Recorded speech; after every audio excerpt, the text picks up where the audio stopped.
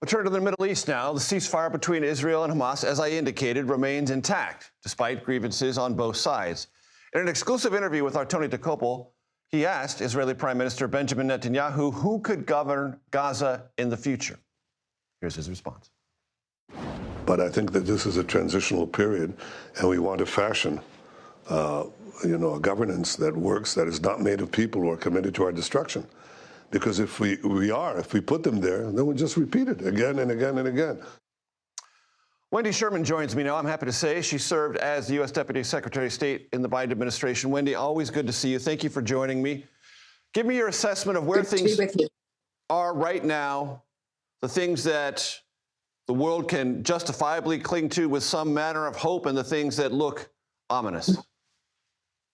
Well, look, I think everybody in the world celebrated the return of the living hostages the other day, the gathering of so many leaders together to commit to not only the ceasefire, but trying to find a way forward for the people of Gaza.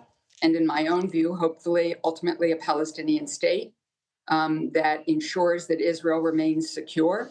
I think that obviously there has been some hitch in getting the remains of hostages back.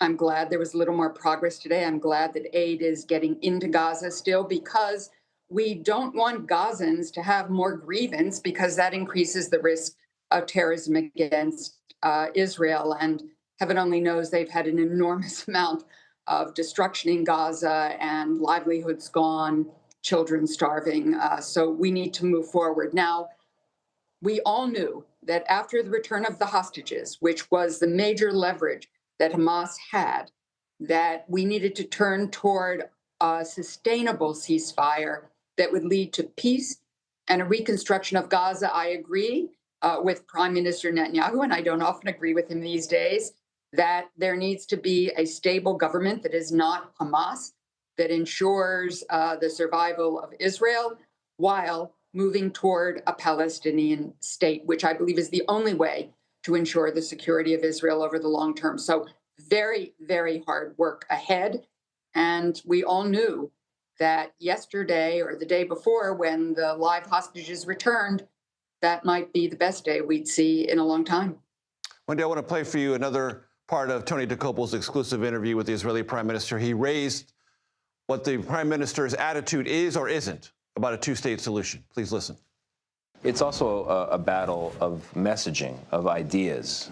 And there's a big idea that the world talks about and that America talks about, the two-state solution, something that you used to talk about, but not anymore. How come? When I talked about it, it wasn't the proposition that people give. They assume, okay, there are two sovereign states, and a sovereign state has, for example, military power, it can make covenants. The Palestinians should have all the powers in a peaceful day to govern themselves. But they can't have the powers to threaten our survival. That sovereign power of security must remain with Israel. Because otherwise, the jihadists take over. Iran takes over. How do you interpret that, Wendy? Well, the Prime Minister has long been saying that he does not believe in what used to be traditionally seen as a two-state solution.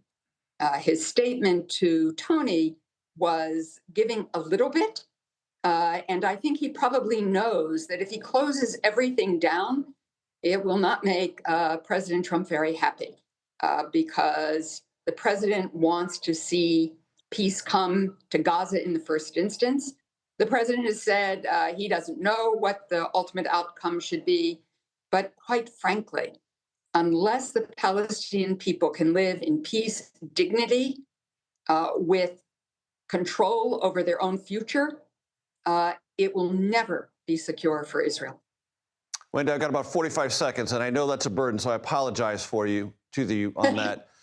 But Hamas is already trying to reassert its military menace within Gaza. It's killing people in public view. That's got to be a complicating factor, and it's got to be perilous for Palestinian civilians not aligned with Hamas. Absolutely. It is absolutely against the agreement that was reached with Hamas, at great risk to everybody. Hamas must disarm, and hopefully they will do that peacefully. But Hamas cannot control Gaza. And so, yes, This is against what was agreed, and certainly makes moving forward even more complicated, a situation we knew was going to be complicated to begin with. Always a pleasure, Wendy Sherman. Thanks so much for your time. Thank you, Major.